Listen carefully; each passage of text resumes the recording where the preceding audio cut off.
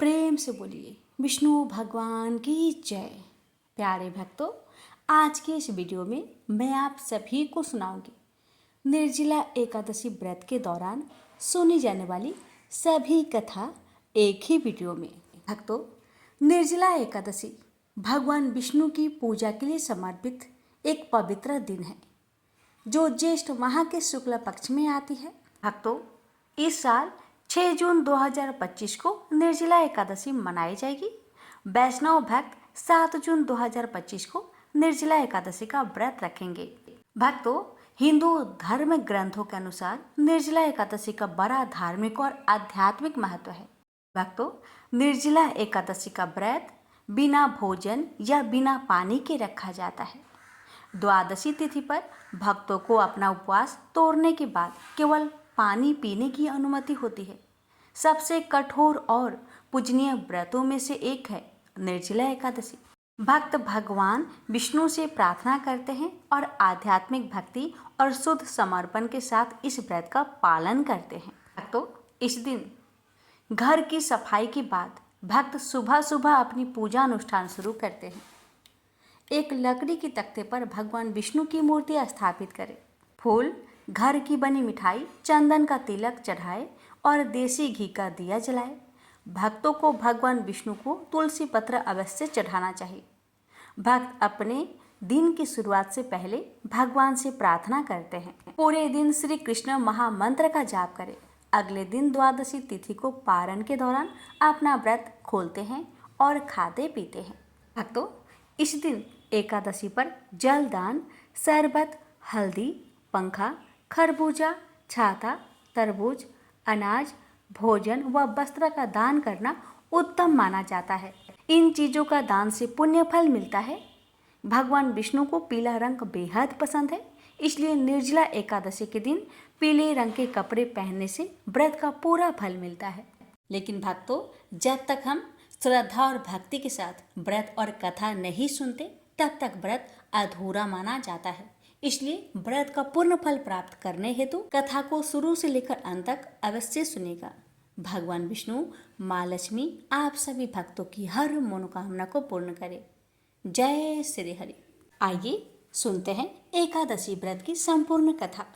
सूत जी ने कहा महर्षि व्यास से कि एक बार भीमसेन ने कहा, हे पितामह, भ्राता युधिष्ठिर, माता कुंती, द्रौपदी, अर्जुन, नकुल और सहदेव आदि एकादशी के दिन व्रत करते हैं और मुझे भी एकादशी के दिन अन्न खाने को मना करते हैं।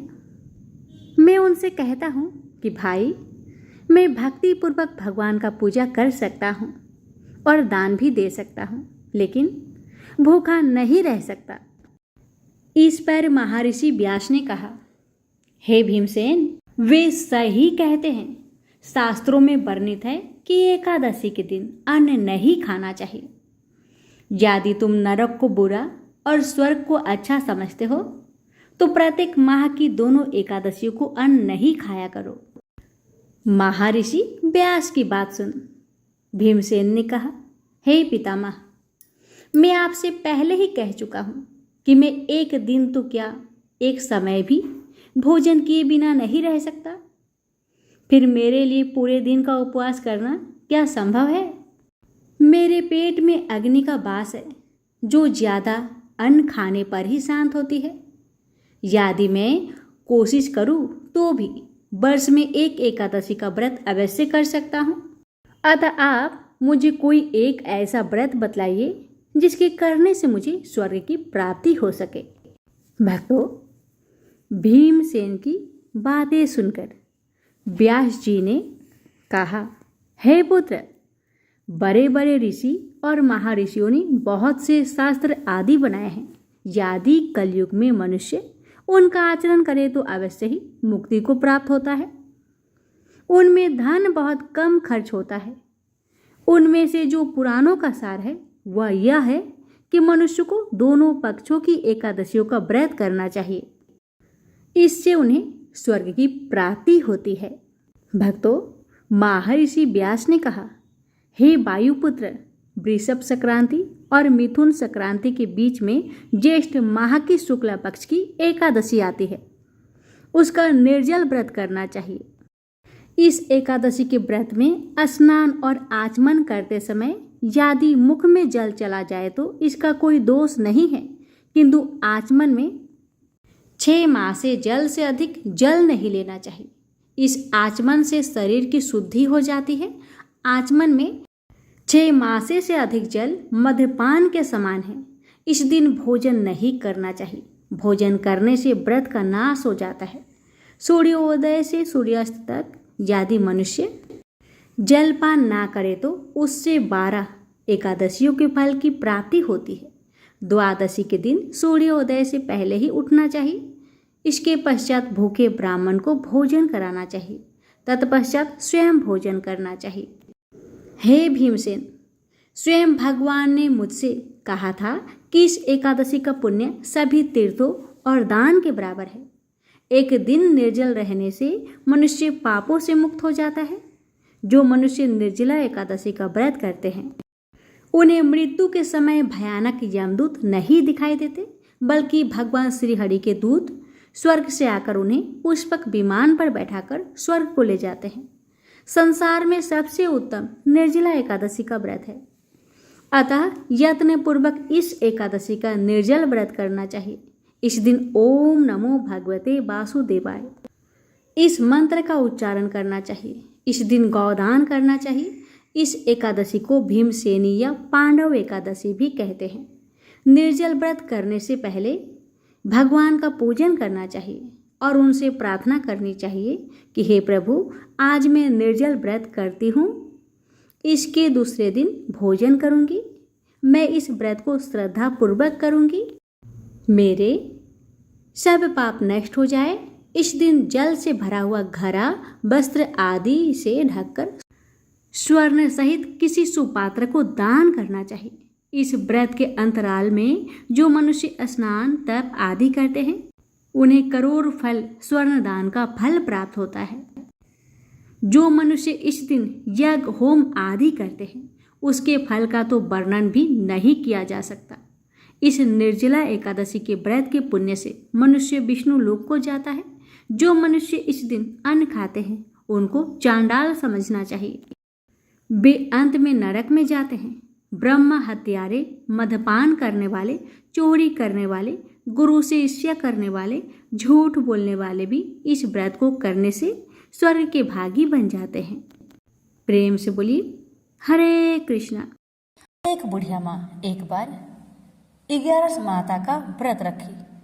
बड़ी ही भाव भक्ति से पूजा अर्चना की। उन्हें वृद्ध अवस्था में क्या बाधा थी, वो तो अपने पुत्र पौत्रों की सुख सुविधा के लिए व्रत रखने लगी।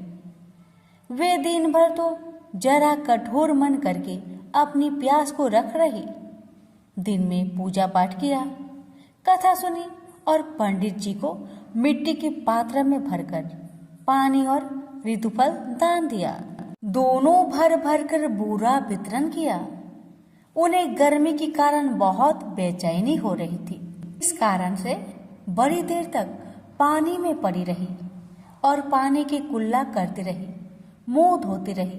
तब कहीं थोड़ा बहुत धैर्य बंध पाया। धूप तो तेज पड़ रही थी, इस कारण बार बार मुंह सूख रहा था। बूढ़ी माँ बहुत बेचैन हो रही थी।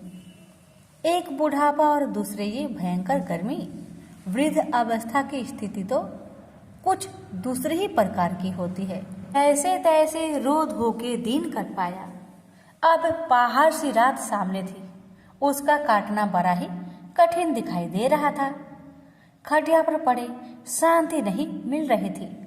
वे बार बार करवट बदल रही थी। अनेक बार वो बाहर जाती और भीतर आती।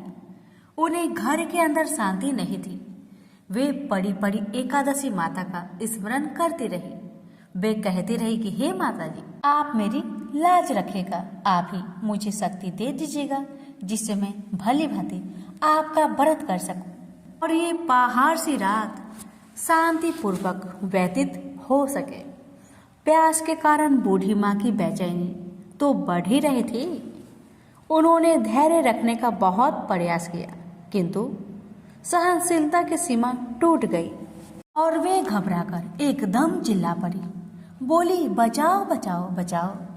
अम्मा का चिल्लाना सुनकर परिवार भर के नर नारी, बच्चे और पड़ोसी एकत्रित होकर बूढ़ी अम्मा की खटिया के समीप पहुंच गए। सबने पूछा, अम्मा जी, आपको क्या हो गया? आप क्यों चिल्ला पड़ी हैं? आप इस वृद्धावस्था में ये कठिन व्रत क्यों कर रही हैं? अम्मा जी ने कहा, शक्ति से ही भक्ति होती है। थोड़ी ही देर में वे फिर से बोली कि अरे, हमारे प्राण तो ही निकल जा रहे हैं। मेरी छाती पर ठंडे पानी का घड़ा रख दीजिए। नातियों ने दादी की छाती पर ठंडे पानी का पात्र रख दिया। तब कहीं उन्हें थोड़ा बहुत आराम मिला और थोड़ी देर के लिए उन्होंने अपनी आंखें बंद कर ली। एकादशी माता ने सोचा कि ये बूढ़ी अम्मा है तो बहुत कठोर, जरा जाकर उसकी परीक्षा लेनी चाहिए। वे आधी रात को मुर्गा बनकर टेर लगाने लगी। मुर्गा की आवाज़ सुनकर दादी जल्दी से उठी और बाहर जाकर आसमान की ओर देखा, किंतु आसमान में कहीं उन्हें प्रातःकालीन तारा दिखाई नहीं दिया। वे सोचने लगी कि ये मुर्गा क्यों और कैसे बोल गया है। वे तो आधा रात मालूम प्रतीत होता है। उन्हें प्यास तो बहुत लग ही रही थी। थोड़ा बहुत उनका मन भी विचलित होने लगा था, किंतु अंत में उन्होंने दृढ़ निश्चय किया कि मैं अब व्रत को पूर्ण करके ही छोड़ूंगी, चाहे कुछ भी हो जाए, मेरा प्राण ही क्यों ना निकल जाए। ये सोचकर फिर वे खटिया पर शिथिल होकर सो गई। थोड़ी ही देर में एकादशी माता ने उनकी फिर से परीक्षा लेनी चाहिए। एक छोटी सी बालिका एक गिलास में शरबत लेकर उनके सिरहाने खड़ी हो गई और जोर से बोली, दादी जी, सवेरा हो गया, हाथ मुंह धोकर शरबत पी लीजिएगा। पहले तो शरबत का गिलास देखकर उनका मन ललचाने लगा, किंतु अचानक व्रत का स्मरण हो आया और उन्होंने सोचा कि मैं किसी भी प्रकार से अभी शरबत नहीं पी सकती हूँ, और वे शांतिपूर्वक अपनी खटिया पर लेट गई। फिर थोड़ी देर में उन्हें ऐसा लगा कि जैसे किसी ने उन्हें पानी के कुएं में पटक दिया हो। वे बड़ी देर तक उस कुएं में हाथ पांव चलाती रही, किंतु उन्होंने अपने मुख में पानी की एक बूंद भी नहीं जाने दी और वे दृढ़तापूर्वक अपना व्रत पालन करती रही। थोड़ी ही देर में न जाने कहां से सामने आग जलने लगी, जिससे भारी गर्मी बढ़ने लगी। प्यास के कारण प्राण निकलने लगे, किंतु बूढ़ी अम्मा का कुछ भी नहीं बिगड़ पाया। वे जहां की तहां मुस्कुराती हुई बैठी रही। थोड़ी ही देर में बाहर प्रकाश दिखाई देने लगा। ऐसा लगा कि जैसे सवेरा हो आया। बूढ़ी अम्मा ने जब बाहर निकलकर देखा तो समझ गई कि अभी सवेरा होने में 3-4 घंटे की देरी है। यह जानकर वे शांतिपूर्वक इधर उधर घूमने फिरने लगी। एकादशी माता ये बात अच्छी तरह से समझ गई कि ये बूढ़ी अम्मा किसी भी प्रकार से अपने व्रत से नहीं टल सकती। वे उनके सत्य व्रत को ही अच्छी तरह से समझ गई।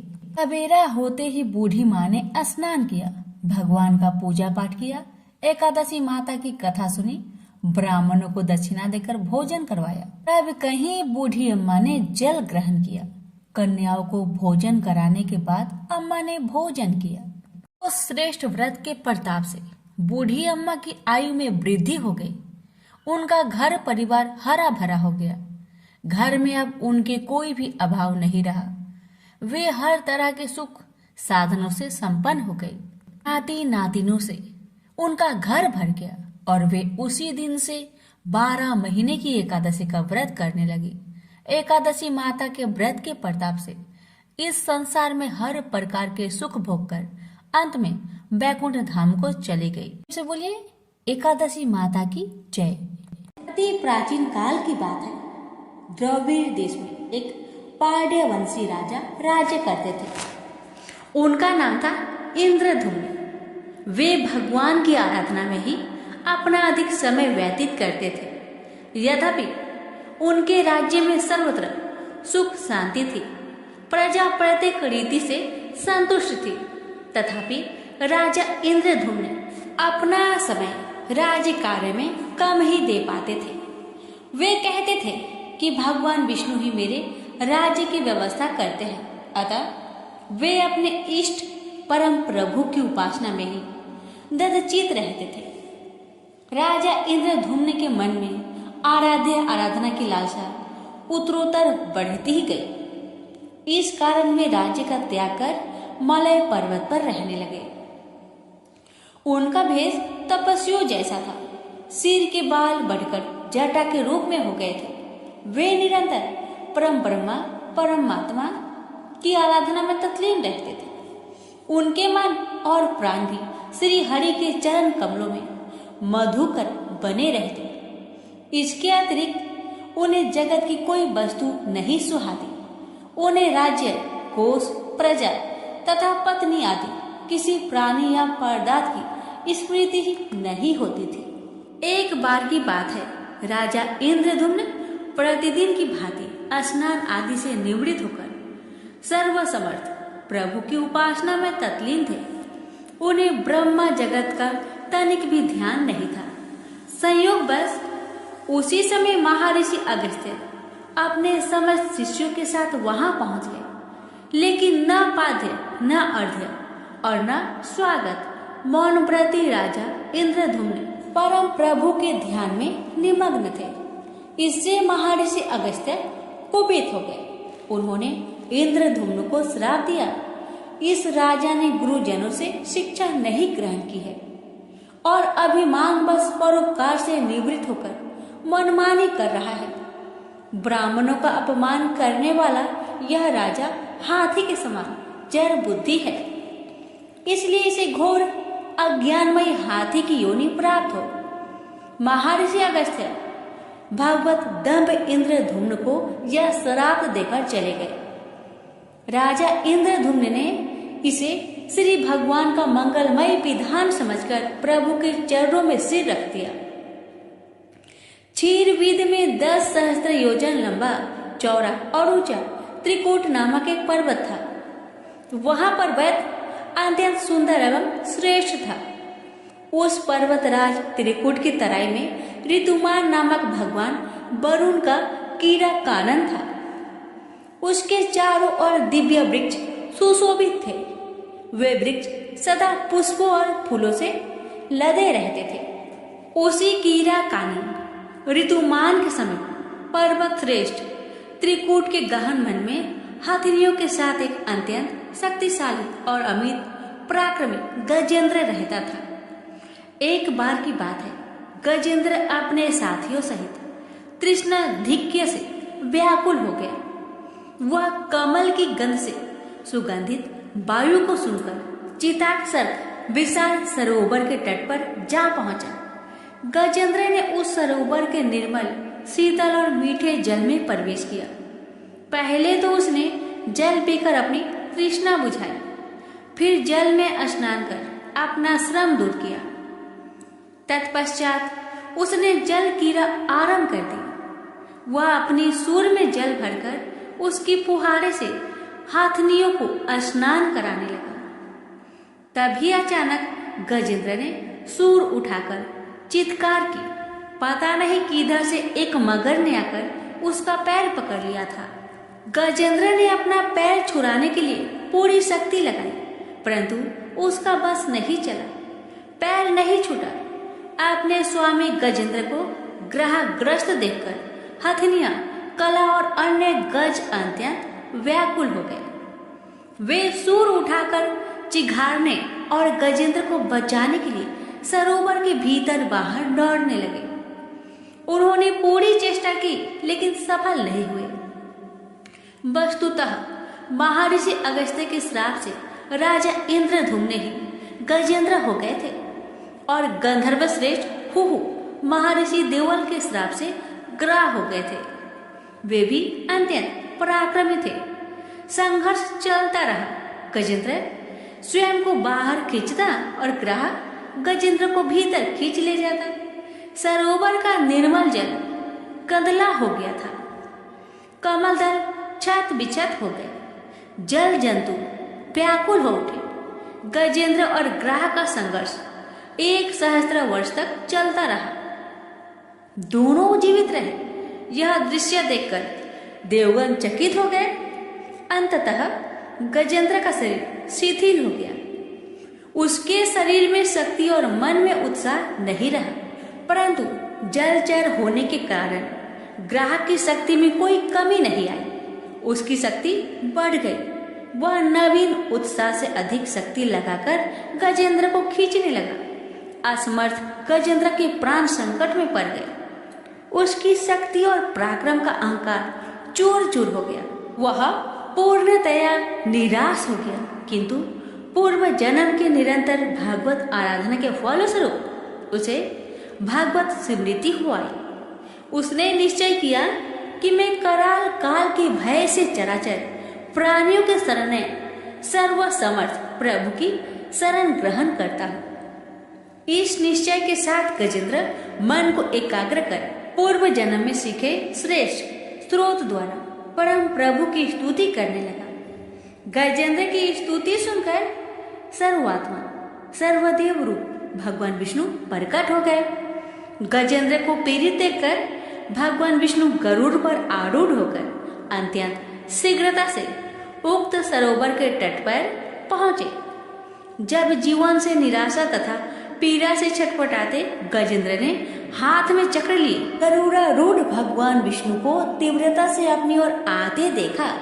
उसने कमल का एक सुंदर पुष्प अपनी सूर में लेकर ऊपर उठाया और बड़े कष्ट से उसने कहा, नारायण जगत गुरु भगवान, आपको नमस्कार है। गजेंद्र को अत्यंत पीड़ित देखकर भगवान विष्णु गरुड़ की पीठ से कूद पड़े और गजेंद्र के साथ ग्राह को भी सरोवर से बाहर खींच लाए और तुरंत अपने तीक्ष्ण चक्र से ग्राह का मुख फाड़कर गजेंद्र को मुक्त कर दिया। ब्रह्मा आदि देवगण श्री हरि की प्रशंसा करते हुए उनके ऊपर स्वर्ग सुमनों की वृष्टि करने लगे। सिद्ध और ऋषि महर्षि परम ब्रह्मा भगवान विष्णु का गुणगान करने लगे। ग्रह दिव्य शरीरधारी हो गया। उसने विष्णु के चरणों में सिर रखकर प्रणाम किया और भगवान विष्णु के गुणों की प्रशंसा करने लगा। भगवान विष्णु के मंगलमय वरद हस्त के स्पर्श से पाप मुक्त होकर अभिशप्त कुहु गंधर्व ने प्रभु की परिक्रमा की और उनके त्रिलोक्य बंदित चरण कमलों में प्रणाम कर अपने लोक को चला गया। भगवान विष्णु ने गजेंद्र का उद्धार कर उसे अपना पार्षद बना लिया। गंधर्व सिद्ध और देवगण उनकी लीला का गान करने लगे।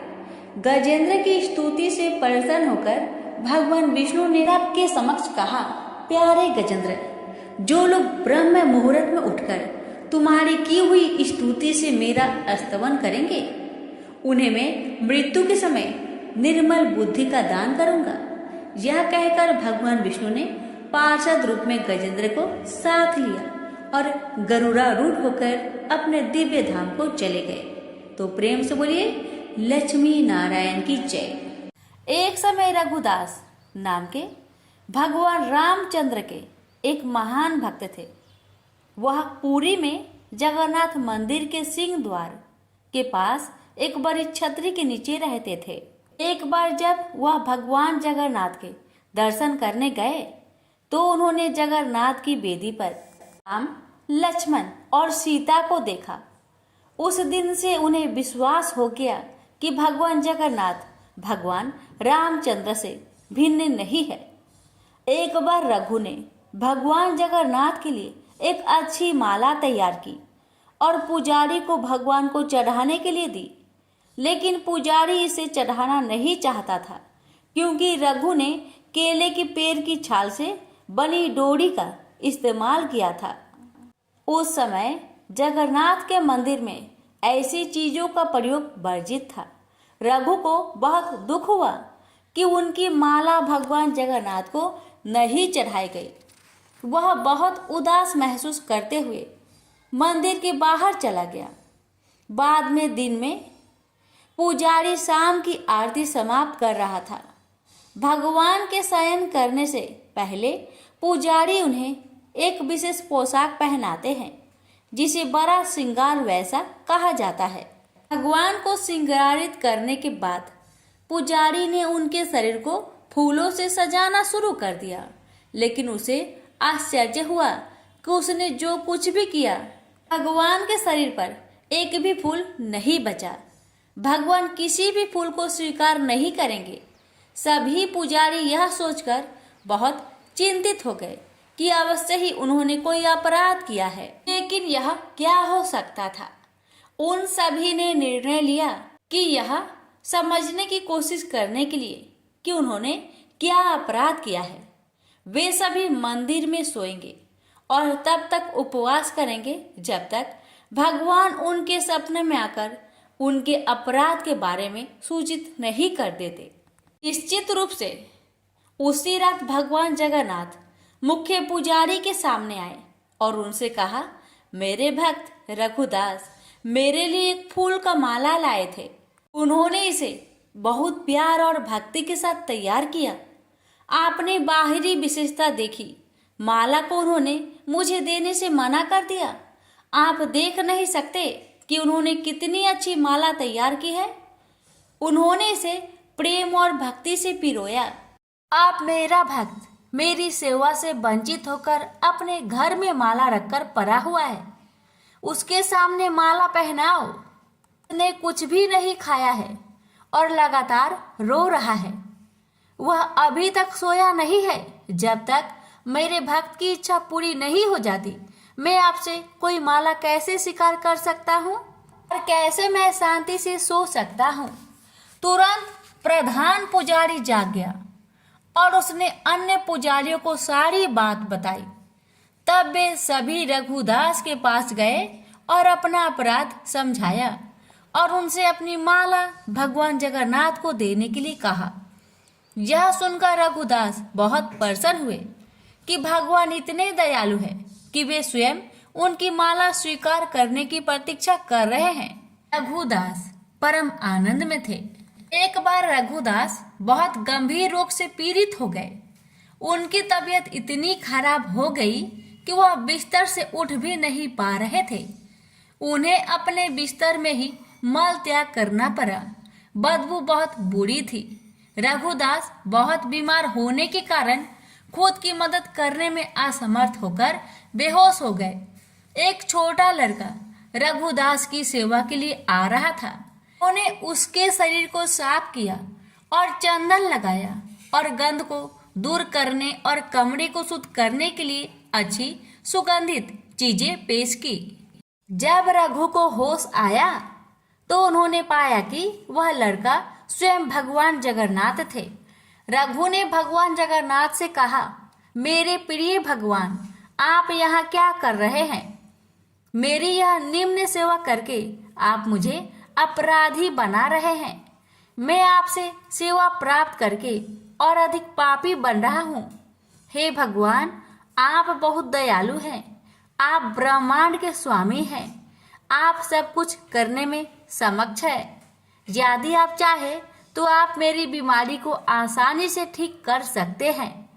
मुझे ठीक करने के बजाय आप मेरी यह निम्न सेवा क्यों कर रहे हैं? भगवान ने उत्तर दिया, हाँ, मैं तुम्हें आसानी से ठीक कर सकता हूँ, लेकिन मैं चाहता हूँ कि तुम अपने सभी प्रबंध कर्मों से मुक्त हो जाओ, ताकि तुम इस जीवन के अंत में मेरे निवास पर वापस जाओ। तुम्हें ये भी जानना चाहिए कि जैसे कि मेरे भक्तों को मिलता है, मेरी सेवा करने से सुख मिलता है, मुझे भी अपने भक्तों की सेवा करने से सुख मिलता है।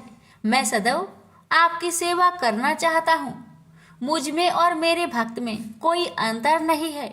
इस प्रकार भगवान और रघु के बीच बहुत घनिष्ठ संबंध थे।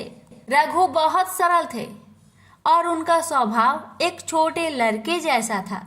भगवान जगन्नाथ के साथ उनके संबंध बहुत मैत्रीपूर्ण थे। कभी कभी भगवान एक लड़की के रूप में उनके पास आते थे और वे दोनों एक साथ खेलते थे। यह सामान्यतः लोगों को ज्ञात था कि भगवान रघु के साथ खेलने के लिए उनके पास आए थे। सभी लोग रघु का आदर करते थे। वह बहुत प्रसिद्ध थे और लोगों के बीच भगवान जगन्नाथ के मित्र के रूप में जाने जाते थे। एक बार जगन्नाथ रघु के पास आए और उससे कहा कि वह राजा के बगीचे से कटहल चुराने के लिए उसके साथ चले। रघु ने कहा, तुम कटहल क्यों चुराना चाहते हो? यदि तुम्हें कटहल खाने की इच्छा है तो मुझे बताओ, मैं तुम्हारे लिए एक अच्छा कटहल लाऊंगा। भगवान जगन्नाथ ने उत्तर दिया, इस प्रकार मुझे अपने भक्त से सब कुछ मिल रहा है। वास्तव में मेरे पास सब कुछ है। माता यशोदा मुझे इतना मक्खन खिलाती थी और मुझे आनंद देती थी, लेकिन फिर भी मैं इस उद्देश्य के लिए दूसरे के घर जाता हूँ, माखन चुराने का। चुराई हुई चीजें खाने में एक विशेष आनंद होता है। आज मैं चाहता हूँ कि आप चोरी का वह आनंद महसूस करें। कृपया मेरे साथ आए।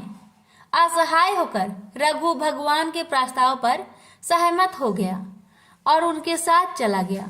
वे दोनों राजा के बगीचे में दाखिल हुए। जगन्नाथ ने रघु से कहा, तुम पेड़ पर चढ़ जाओ, मैं जमीन पर खड़ा रहूंगा। तुम सबसे अच्छा और सबसे बड़ा कटहल तोड़कर नीचे फेंक देना। मैं यही खड़ा होकर उसे पकड़ लूंगा, फिर हम दोनों भाग जाएंगे। रघु ने भगवान की आदेश का ठीक वैसे ही पालन किया जैसे उन्होंने निर्देश दिया था। वह कटहल के पेड़ पर चढ़ गया और सबसे अच्छे और बड़े कटहल को ढूंढ निकाला, उसे तोड़ लिया। जगन्नाथ, उसने पुकारा, क्या आप तैयार हैं? जगन्नाथ ने उत्तर दिया, हाँ मैं तैयार हूँ, फेंक दो। रघु ने कटहल नीचे फेंक दिया, यह उम्मीद करते हुए कि जगन्नाथ उसे पकड़ लेंगे। लेकिन जगन्नाथ कहाँ थे? वह भाग गए थे। कटहल को पकड़ने वाला कोई नहीं था। वह बड़ी आवाज करते हुए जमीन पर गिरा और फट गया। जब राजा के माली ने आवाज सुनी तो वह समझ गया कि कोई कटहल चुराने के लिए बगीचे में घुसा है। वह तुरंत मौके पर भागा और देखा कि बड़ा कटहल जमीन पर खुला पड़ा था। फिर भी उसने आसपास किसी को नहीं देखा। जब उसने ऊपर देखा तो उसे रघुदास पेड़ पर बैठे दिखे।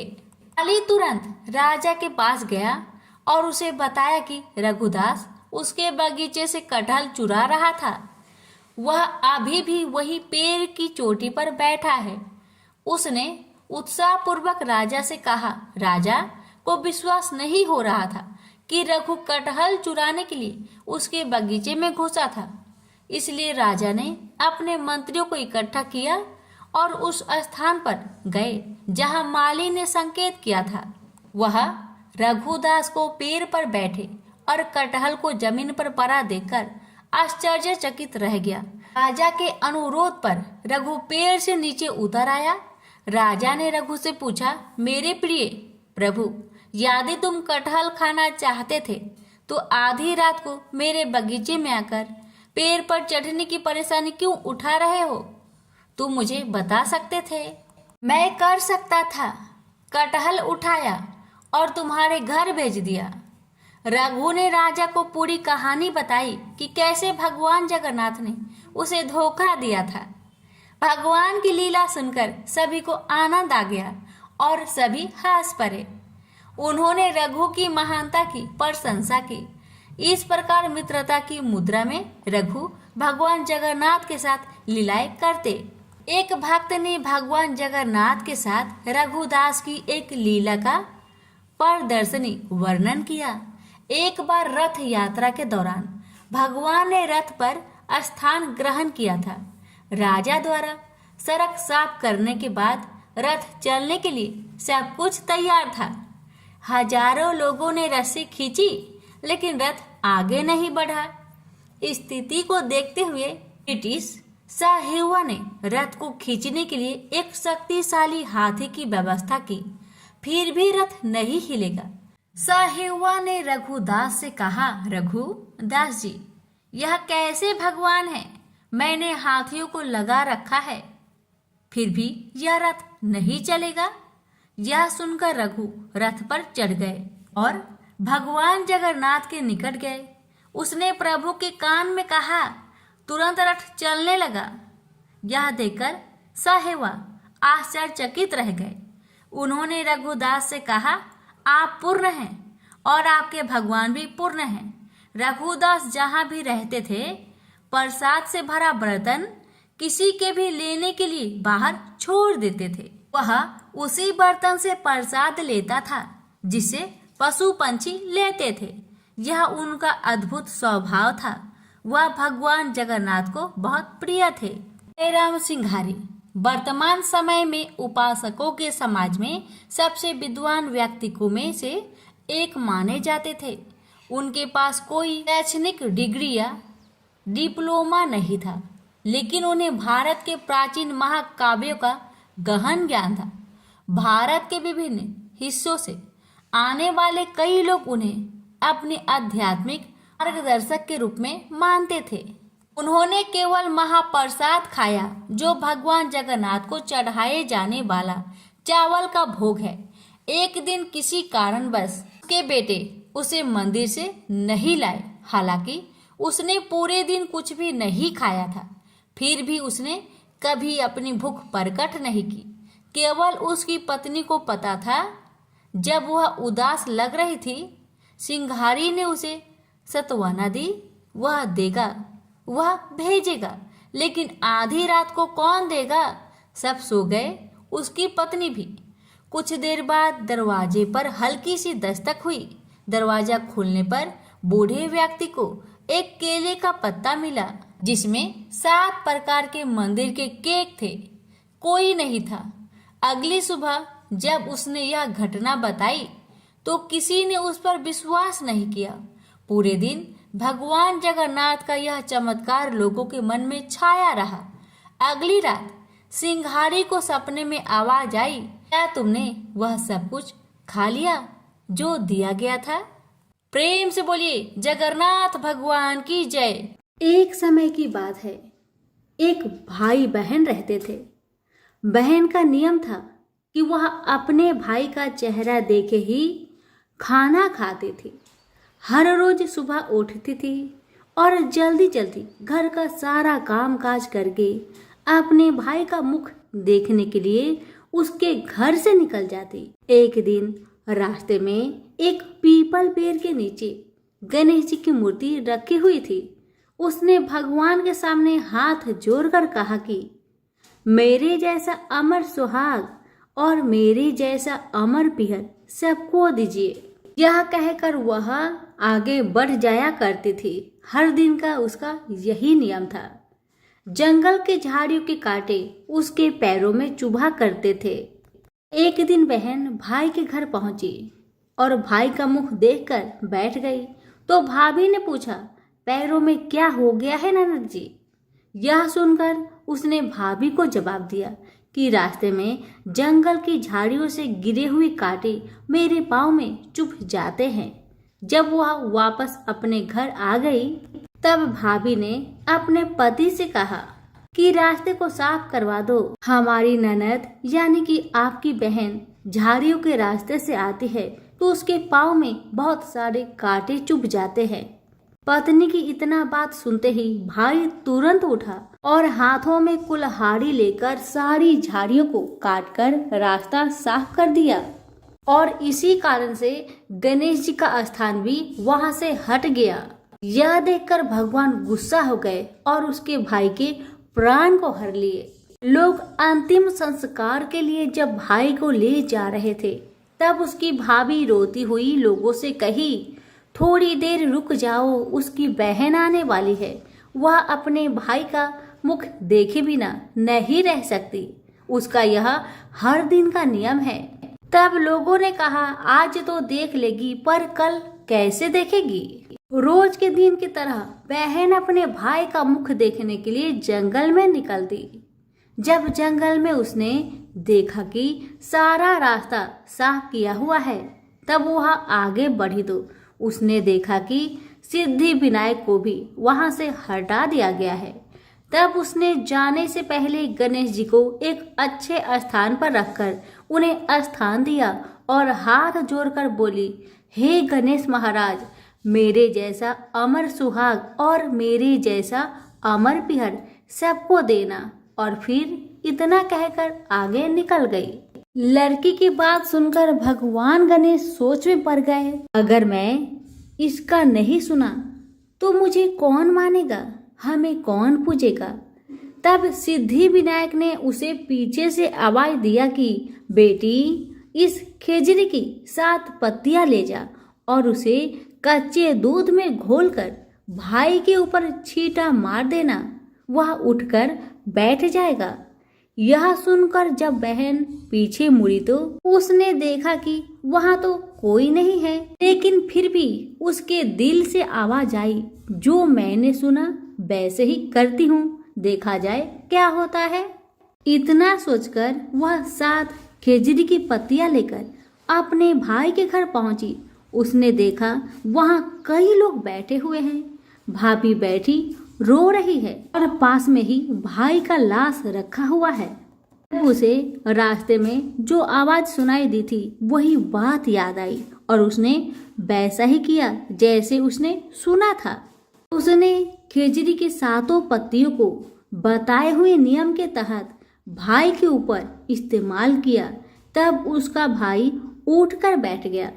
भाई बोला बहन से, मुझे तो बहुत ही गहरी नींद आ गई थी। तब बहन बोली, यह नींद किसी दुश्मन को भी ना आए, और उसने सारी बात अपने भाई को बता दी। हे गणेश महाराज, जैसे आपने उस बहन की सुनी वैसे ही कहानी कहने वाले, हुक्कारे भरने वाले सभी की परिवार की सुनना और सभी के परिवार की रक्षा करना। सभी प्रेम से बोलिए गणेश महाराज की जय हो। सभी व्रत में सुनी जाने वाली लपसी तपसी की कथा। एक लपसी था, एक तपसी था। तपसी हमेशा भगवान की तपस्या में लीन रहता था। लपसी रोजाना 1.25 सेर की लापसी बनाकर भगवान का भोग लगाकर जीम लेता था। एक दिन दोनों लड़ने लगे। तपसी बोला, मैं रोज भगवान की तपस्या करता हूँ इसलिए मैं बड़ा हूँ। लपसी बोला, मैं रोज भगवान को 1.25 सेर लापसी का भोग लगाता हूँ इसलिए मैं बड़ा हूँ। नारद जी वहां से गुजर रहे थे। दोनों को लड़ता देखकर उनसे पूछा कि तुम क्यों लड़ रहे हो। तपसी ने खुद के बड़ा होने का कारण बताया और लपसी ने अपना कारण बताया। नारद जी बोले, तुम्हारा फैसला मैं कर दूंगा। दूसरे दिन लपसी और तपसी नहाकर अपनी रोज की भक्ति करने आए तो नारद जी ने छुपकर 1.25 करोड़ की एक अंगूठी दोनों के आगे रख दिए। तपसी की नजर जब अंगूठी पर पड़ी तो उसने चुपचाप अंगूठी उठाकर अपने नीचे दबा लिया। तपसी की नजर अंगूठी पर पड़ी लेकिन उसने ध्यान नहीं दिया। भगवान को भोग लगाकर लापसी खाने लगा। नारद जी सामने आए तो दोनों से पूछा कि कौन बड़ा है, तो नारद जी ने तपसी से खड़ा होने को कहा। वो खड़ा हुआ तो उसके नीचे दबी अंगूठी दिखाई पड़ी। नारद जी ने तपसी से कहा, तपस्या करने के बाद भी तुम्हारी चोरी करने की आदत नहीं गई, इसलिए लपसी बड़ा है और तुम्हें तुम्हारी तपस्या का कोई भी फल नहीं मिलेगा। तपसी शर्मिंदा होकर माफी मांगने लगा। उसने नारद जी से पूछा, मुझे मेरी तपस्या का फल कैसे मिलेगा। नारद जी ने कहा, यदि कोई गाय और कुत्ते की रोटी नहीं बनाएगा तो फल तुझे मिलेगा। यदि कोई ब्राह्मण को भोजन करवाकर दक्षिणा नहीं देगा तो वह फल तुझे मिलेगा। यदि कोई साड़ी के साथ ब्लाउज नहीं देगा तो फल तुझे मिलेगा। यदि कोई दिए से दिया जलाएगा तो फल तुझे मिलेगा। यदि कोई सारी कहानी सुने लेकिन तुम्हारी कहानी नहीं सुने तो फल तुझे मिलेगा। उसी दिन से हर व्रत कथा कहानी के साथ लपसी तपसी की कहानी भी सुनी और कही जाती है। प्रेम से बोलिए लक्ष्मी नारायण की जय।